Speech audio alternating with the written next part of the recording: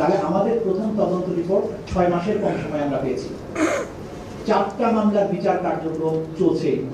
আপনারা অনেকেই বলেন বিচার দৃশ্যমান দেখি না, বিচার দৃশ্যমান। 4টা মামলার ওপেন বিচার চলছে, আমরা লাইভ সম্প্রচার করেছি কিছু কিছু অংশ। আপনারা অনেকেই বিচার কার্যের বাইরে যারা থাকেন, যারা বিচারের ব্যাপারে নন টেকনিক্যাল পার্সন, তারা অনেক বিষয় হয়তো বিচারের ব্যাপারে বুঝতে পারেন না। আবেগের জায়গা থেকে তারা অনেক কথাই বলেন, আমরা বুঝি যে এটা তাদের আবেগের কথা। যেমন বলা হয় 1 বছর হয়ে গেল বিচার কেন হলো না, একটা রায় হলো না, করেন কি আপনারা? এটা বিষয় হচ্ছে যে একটা বিচার, এবং সেটা যদি গণহত্যার মতো, ক্রাইমস এগেইনস্ট হিউম্যানিটির মতো মামলার বিচার হয়, সেটার বিচার কখনোই এইভাবে দ্রুততার সাথে করা যাবে না যেন এটা একটা মোবাইল কোর্টের বিচার। এরকম বিচার কিন্তু এটা নয়। মোবাইল কোর্টের ক্ষেত্রে যেটা করা সম্ভব হয়, ইন্টারন্যাশনাল ক্রাইমস ট্রাইব্যুনাল যেটা আছে আমাদের, তাদের পক্ষে সেই ধরনের বিচার করা সম্ভব নয়। এটার একটা নির্দিষ্ট প্রসিডিওর আছে, সেই প্রসিডিওর আমাদেরকে ফলো করতে হয়। আমরা সেপ্টেম্বর মাসে দায়িত্ব নিয়েছি, নভেম্বর পর্যন্ত কোর্ট সবকিছু ঠিকঠাক হতে সময় লেগেছে। তারপরে মাত্র কয়েক মাসের ব্যবধানে, 6 মাসেরও কম সময়ের মধ্যে প্রথম তদন্ত রিপোর্টটা পুলিশ আন্তর্জাতিক অপরাধ ট্রাইব্যুনালের তদন্ত সংস্থা দিতে পেরেছে।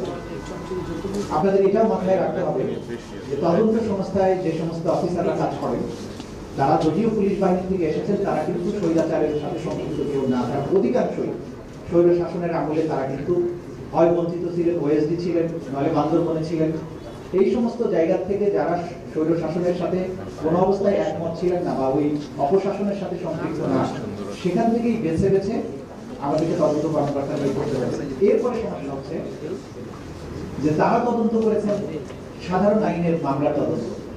ইন্টারন্যাশনাল ক্রাইমস ট্রাইব্যুনাল অ্যাক্টের অধীনে যে মামলা, এখানে যে অপরাধ, এটা অপরাধের যে ধরন, অপরাধের যে উপাদান, বিচারের যে পদ্ধতি, সবকিছু কিন্তু সাধারণ আইনের থেকে আকাশ পাতাল পার্থক্য।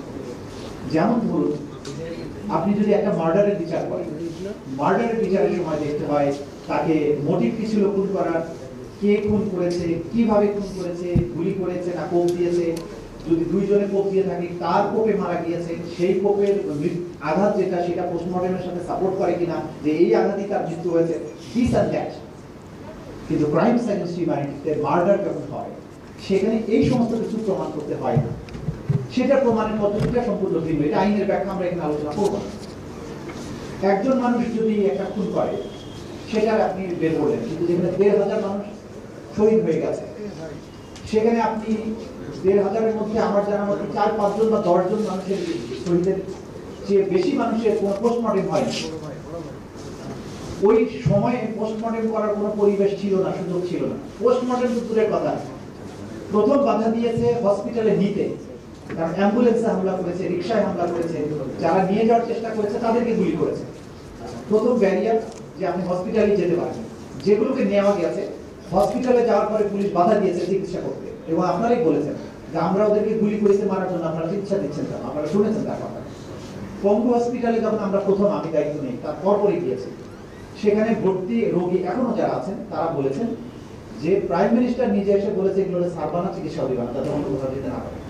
এটার আবার ব্যাখ্যা দিয়েছিলাম, অনেকে আবার এটা ভুল ব্যাখ্যা করেছেন, নো রিলিজ নো ট্রিটমেন্ট। এটা আবার বলেছেন উনি পজিটিভ অর্থে বলেছেন, না উনি পজিটিভ অর্থে বলেননি। উনি বলেছেন চিকিৎসাও দিবা না, উনি বলেছেন এখান থেকে বাইরে যেতে দিবা না, কারণ বাইরে গেলে তো চিকিৎসা হবে। পা পচে গেছে, গ্যাংগ্রিন হয়ে যাচ্ছে, সেই রোগীকে কোনো চিকিৎসা দেয়নি। সে বলেছে আমারে মাফ করে দেন, আমি চলে যাই বাইরে, যাই ওনারে বাড়িতে গিয়ে মরবো, এখানে মরতে যাই না। না, বলছেন না তোমাকে যেতে দেওয়া হবে না, আমাদের সেই অর্ডার আছে, যেতে দিতে পারবো না। এরপরে শহীদ হয়ে গেছে, লাশের যখনই শহীদ হবে তখনই পোস্টমর্টমের একটা প্রশ্ন আছে। কোনো পোস্টমর্টম না, সোজা বাড়ি নিয়ে যাওয়া। মৃত্যুর সার্টিফিকেটের মধ্যে লিখতে বাধ্য করেছে যে মৃত্যুর কারণ করোনা হয়েছে, মৃত্যুর কারণ হার্ট অ্যাটাক হয়েছে, গুলিতে মারা গেছে, মাথা গুলি উড়ে গেছে, বুক ছিদ্র হয়ে গেছে, মৃত্যুর কারণে লেখা হয়েছে যে করোনায় মারা গেছে, হার্ট অ্যাটাকে মারা গেছে, এগুলো করেছে। তারপরে আসেন বাসায় নিয়ে গেলেন, ও হসপিটালে লাশটা রইল কিছুক্ষণ, ফ্যামিলি মেম্বারদেরকে খবর দিয়ে আসার মতো সুযোগ তারা দেয়নি। বলেছে কেউ যদি নিয়ে যাও তো নিয়ে যাও, নাহলে আমরা এখনই অজ্ঞাত পরিচয় লাশ হিসেবে দাফন করে ফেলব। সেখানে শহীদের স্বজনেরা, তাদের সহকর্মীরা, তারা এসে চেষ্টা করেছে সেই লাশগুলো নিয়ে পরিবারবর্গের কাছে দেয়, অনেকের ক্ষেত্রে এটা সম্ভব হয়নি। এরপরে জানাজা করবে, সেটা করতে যায় 5 জন 10 জন। এখনই দাফন করে দাও, রাত্রের বেলা দাফন করে দাও, বেশি লোক আসতে পারবে না। কবরস্থান, পারিবারিক কবরস্থানে দাফন করবে, সেটা করতে দেয় আসাদুল ইয়ামিনের ক্ষেত্রে এটা করেছে।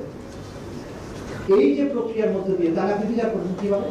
আপনার মৃত্যুর সার্টিফিকেটে লেখা আছে হার্ট অ্যাটাক, পোস্টমর্টেম হয় নাই, চিকিৎসা হয় নাই, তার মানে এগুলো বিচার হবে না?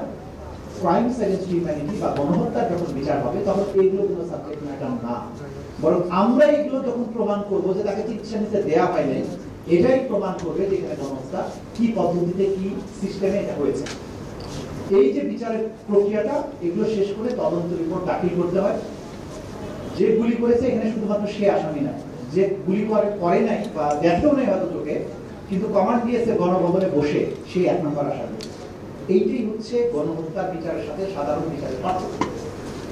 তাহলে আমাদের প্রথম তদন্ত রিপোর্ট 6 মাসের কম সময় আমরা পেয়েছি। 4টা মামলার বিচার কার্যক্রম চলছে। আপনারা অনেকেই বলেন বিচার দৃশ্যমান দেখি না, বিচার দৃশ্যমান।